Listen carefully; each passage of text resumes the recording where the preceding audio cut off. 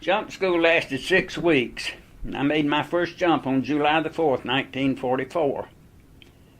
After jump school, you got your wings and a 7-day pass home. I got my 7-day pass home, and it was great. I had my wings and my shiny jump boots, and I was a paratrooper, and I was proud. Most of the pictures of me that my family has were taken during that 7 days. I didn't take many pictures after I got home after the war, but I have quite a few pictures taken during those 7 days. Anyway, I was a proud paratrooper.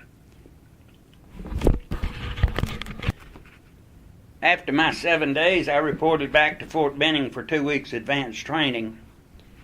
That's just across the Chattahoochee River in Alabama. We made 2 night jumps during those 2 weeks, and we did a lot of night training. Then we shipped out to Camp Kilmer, New Jersey, an overseas replacement depot. I hardly got settled in Camp Kilmer when a lieutenant came around calling my name. Lieutenant says, "From your records, I see you do some boxing." I said, "Yes, sir, I do."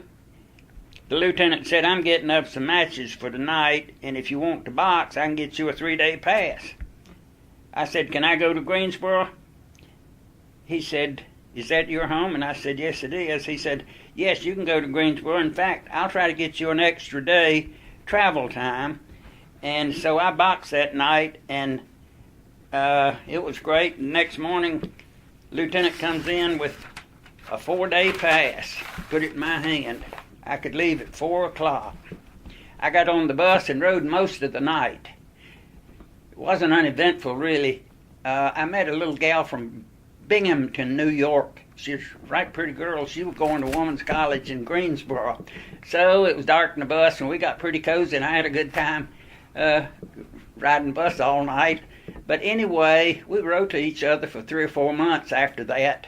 And it was beginning to get a little bit too serious for me, and I decided I'd quit writing her because I thought I was going to marry Catherine Snyder when I got home after the war. Anyway, I had a great week in Greensboro and had a great time, surprised everybody when I got there. I reported back to Camp Kilmer and shipped out to Europe. We went to Europe on the Queen Mary. What a ship, like a city. It was really big. I was on the deck and I saw the Statue of Liberty go out of sight. It was September 1944 and the weather was perfect. The Queen Mary had been modified for a troop carrier. There were very big guns mounted on the decks. You could climb up on the barrels and watch the ocean and sunbathe. It was wonderful. This was my first time to see a ship or to see the ocean. It was really exciting for me. It took us 7 days to cross the Atlantic. The Queen Mary was one of the fastest ships on the ocean. They told us it traveled at 35 knots. We landed in Glasgow, Scotland. We were standing on the deck, and the loudspeaker said, "If you look over the port side of the ship, you can see Winston Churchill on the deck of the small boat that's taking him ashore." Sure enough, there he was with that big cigar. He was waving us with that famous hand sign of his, "V for Victory." It was a little while before we could get off the ship.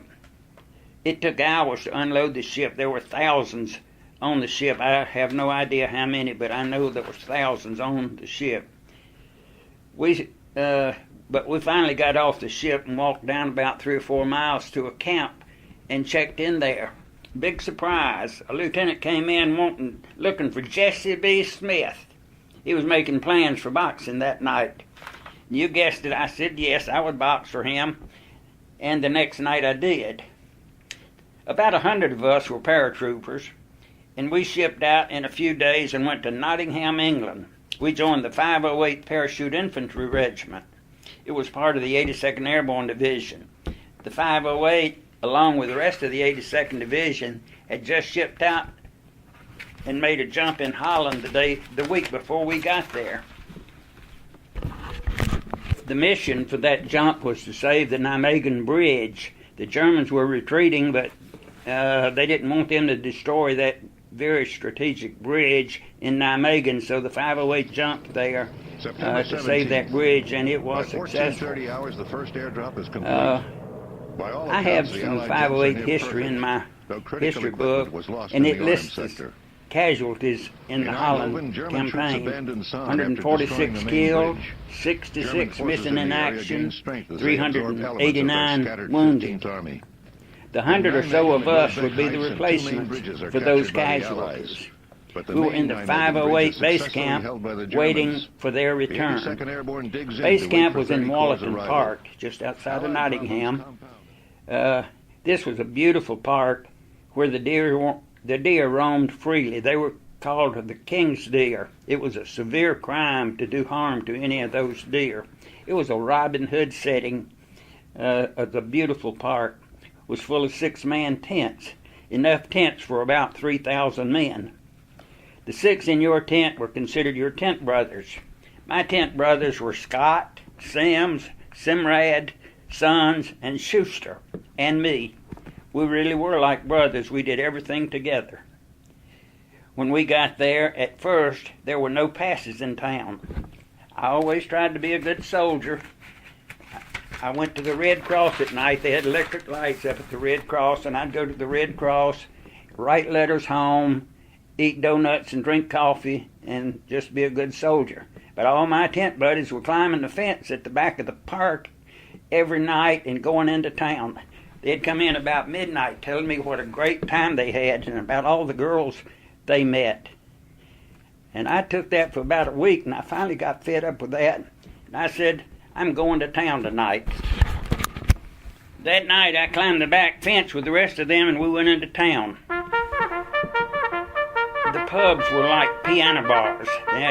They all had pianos, and not only the girls came, they brought their mamas because their daddies were away at war and their mamas wanted to go out also. So we had great times in the pubs at those piano bars.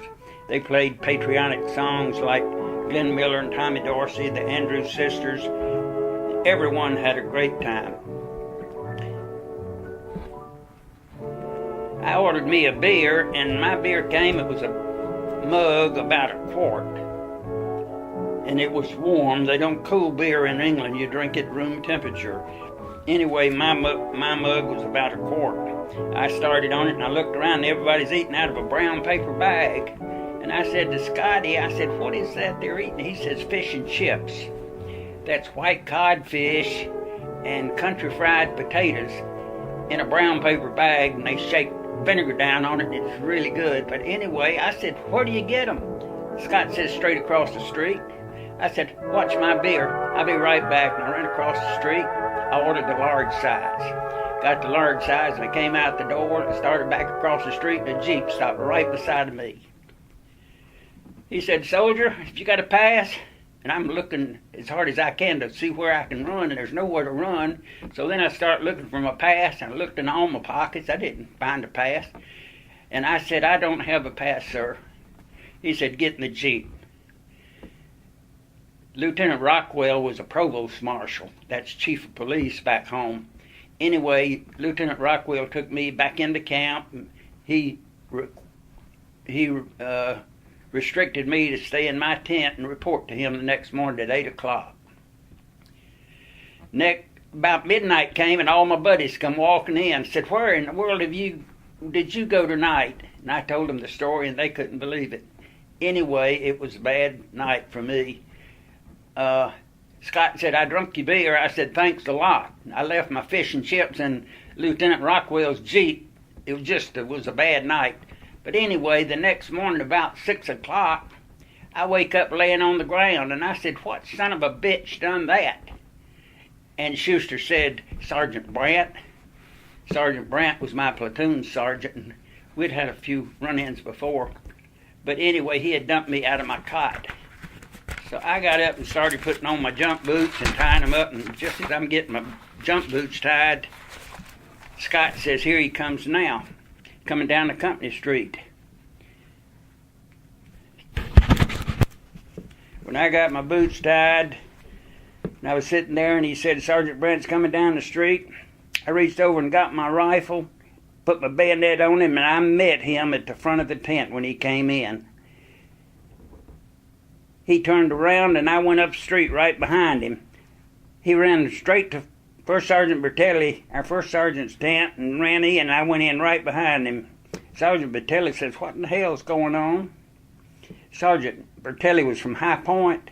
He and I had talked about Greensboro before, and he liked me, and I liked him. And he says, "If he comes back down there, you run him back up here." And I said, "I'll do that." But Sergeant Brandt and I had many run-ins after that. And I'll mention some of them later in my story. Anyway, I eventually got a summary court-martial. Not serious. It's like a misdemeanor in civil court. I did get 30 days KP and a $40 fine. I was still on KP when we shipped out to France. The 508 returned from Holland campaign. They returned back to Reims, France, and didn't come back to Nottingham. I was in the last group to leave because I had to stay and help clean up the camp. I was on an LCI, that's Landing Craft Infantry. That's the ship that has the big front end that drops down like a door into the water. I was on that LCI on my birthday.